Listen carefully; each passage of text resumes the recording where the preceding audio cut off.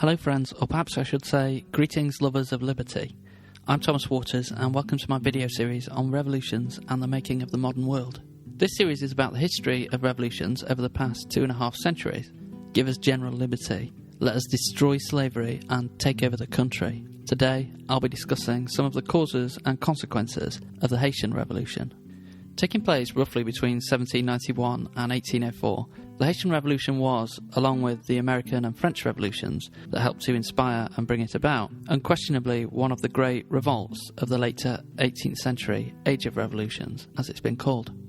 Alas, it tends to be overlooked compared with those other two revolutions. Partly I suppose that's because the small Black Republic of Haiti didn't have the same role in world affairs as did America or France, though as I'll explain, its revolution resonated widely.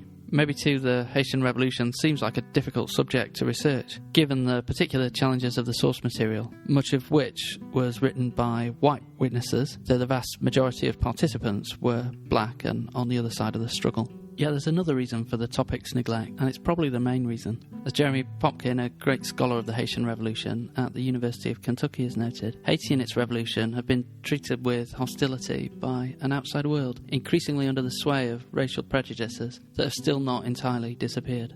Like the American and French revolutions, and perhaps even more so, the Haitian Revolution was an event of world historical significance. This, primarily, was because it was a successful anti-colonial revolution undertaken by and in the name of black slaves. Listen again to the slogans I already quoted, which along with more familiar phrases like liberty or death, were yelled and shouted and recited during the outbreak of the Haitian Revolution in 1791. General liberty, take over the country.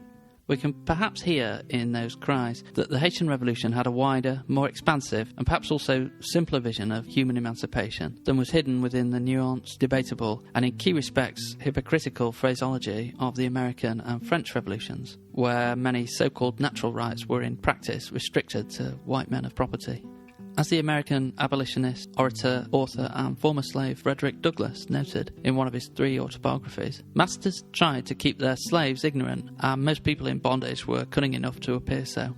But whether they'd been personally kidnapped from Africa or were second or third generations in bondage, slaves could see and hear the very secrets of their masters' hearts. They had to know their masters' moods and what they were thinking, almost before their masters did, in order to survive this brutal system of extraordinary exploitation enabled by terror, abuse, torture, mutilation and murder.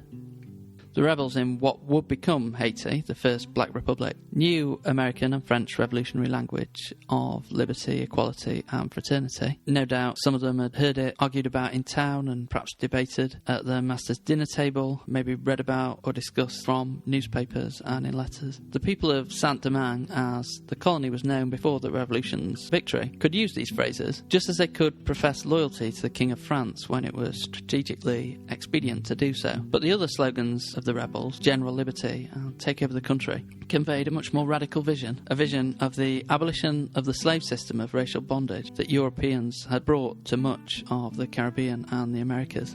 There have been slave revolts before, of course, very many in fact, in both ancient and modern history. Indeed, you might say that rebellion was an endemic feature of slavery. It occurred continually, subtly and covertly at an individual level, from suboptimal work that was just quick enough to avoid the overseer's lash, to running away or maroonage as it was known in the 18th century Caribbean. Slave rebellions also took place pretty regularly on a more organised and general basis. During the 1st and 2nd centuries BC, the Roman Republic was shaken by 3 servile wars, as they're now called. The first 2 in Sicily and the third famously led by the gladiator Spartacus, involving tens of thousands of escaped slaves, if not more, on mainland Italy.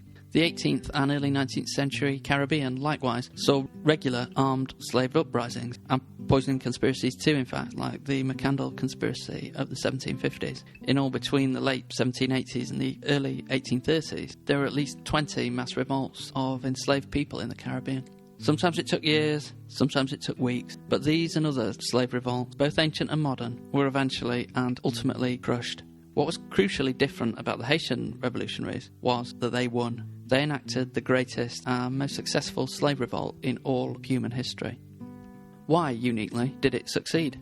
For many interacting reasons, which are hard to disentangle and difficult to rank in order of importance. The ingenuity, resilience, cunning, cleverness and inspiring culture of the slaves and their leaders was one. though versions of this existed widely beyond Saint-Domingue. The destabilising, inspiring and confusing influence of the French Revolution was a critical factor too. On Saint-Domingue itself, in the months before the August 1791 calling of the slave revolt in an epic voodoo ceremony, Jacques Vincent Auger had already led an unsuccessful revolt of the free people of colour on the island. But the outbreak of the French Revolution can't have been the critical factor either, because other slave colonies in the Caribbean and Indian Ocean, including Guadeloupe, Martinique and the Seychelles, they all remained under French control, albeit with periods of rebellion and freedom. The immense value of Saint-Domingue, or Haiti, which in the 1780s was responsible for 2/5 of the world's sugar production and half of its coffee, was vitally important. This inspired the British and the Spanish to fight for control of the colony, and this in turn allowed a great early leader of the revolt, Toussaint Louverture, to manipulate and play the colonial powers off against each other to Haiti's ultimate advantage. The geography of Haiti, with its difficult-to-access mountains, was vital as well. Their revolutions could be planned and orchestrated. It was in the Bois Cayman, literally alligator woods, near Le Cap, but in the northern mountains of the island, that one night in August 1791, a voodoo priest named Boukman led a great ceremony in which the beginning of the revolt was announced. Within days, fields of sugarcane were aflame, and so too were some masters' houses and other buildings on the great plantations, or slave labour camps as they might more directly be named. In the mountains too, fugitives and rebels hid out in areas that European armies found it hard to access without being stricken by disease. Critical too was the explosive demography of Saint-Domingue on the eve of the revolution. This portion of the Caribbean island was home to about 25,000 white people, 25,000 free people of colour, and 500,000 slaves. To put this into perspective, at the same time, the entirety of the 13 United States was home to 700,000 enslaved people. Finally, the indescribably brutal exploitation of Saint-Domingue's slave system must, surely, have inflamed the coming revolution.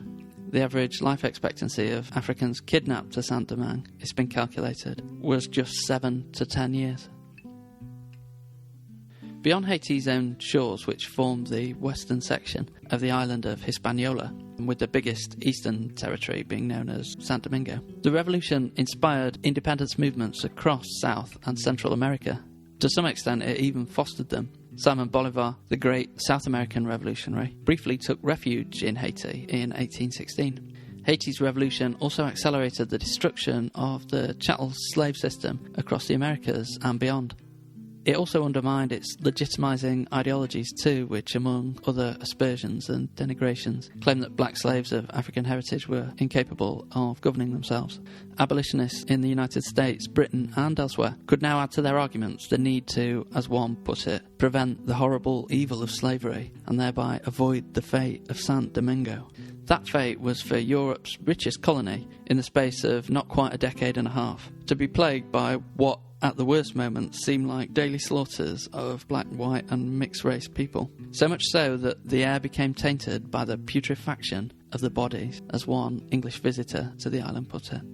This culminated in March and April 1804, when troops and islanders were ordered by Jean-Jacques Dessalines, general and first ruler of independent Haiti, to massacre the remaining white colonists. First they killed the men, then later the women and children, leaving alive only a few doctors, a group of German farmers, and Polish soldiers who'd come to Haiti with Napoleon's army to put down the revolution, but with songs of liberty ringing in their ears had deserted the French and allied themselves with the black and mixed-race rebels.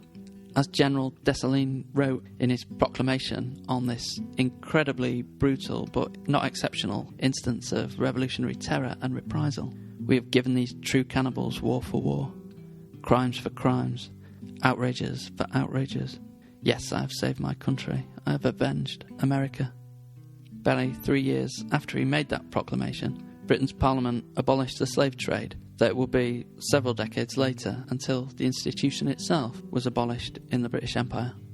As well as being perhaps the starkest example of racial conflict in the modern era and the nightmare of white colonialism, the Haitian Revolution must also rank as among the most complete revolutions in history. The most revolutionary revolution, if you will. From Saint-Domingue, the white-ruled slave society and French colony, to Haiti, the independent Black Republic, where slavery, as the Constitution of 1805 put it, was abolished forever. Yet even here we see some of the limits of revolution as a mechanism or technique for fundamental change. In 1809, some 10,000 former Haitians arrived in New Orleans. Around a third of them were white, a third were free people of colour, while the final benighted third were claimed as slaves by people from one of those two other groups. Their exile and escape meant that the Haitian Revolution didn't entirely eradicate Saint-Domingue's slave system. Instead, it was reproduced in a limited and modified way in Louisiana, in the Mississippi Valley, in what Harvard historian Walter Johnson has termed America's Cotton Kingdom, producing the raw material of the Industrial Revolution. Independent Haiti, liberated from slavery, remained in key respects a repressive place. Forced labour continued to be a fact of life. Voodoo, despite its importance to the revolution and the wider culture of the nation, remained prohibited. As in the imperial world, women were excluded from citizenship. The emperor was unbound by a legislative assembly and entitled to name his own successor. Haiti's would not be the last revolution to end in dictatorship. Sadly, it's probably the rule rather than the exception. Independent Haiti suffered another common blight of revolutionary regimes and their successors in some instances, including the post-USSR Russian Federation. That blight was being shackled to financial debts relating to the old, overthrown regime. In Haiti's case, the threat of French naval bombardment and the reality of international boycotts forced the new republic to compensate former colonists and their descendants, who'd become an influential political lobby in France, by paying an indemnity to the country and giving French merchants lower tariffs. The debts and fees were later reduced, but even so, they were not fully paid off until 1893, severely limiting Haiti's development. However much revolutions change, all too often, old debts and long-standing obligations persist.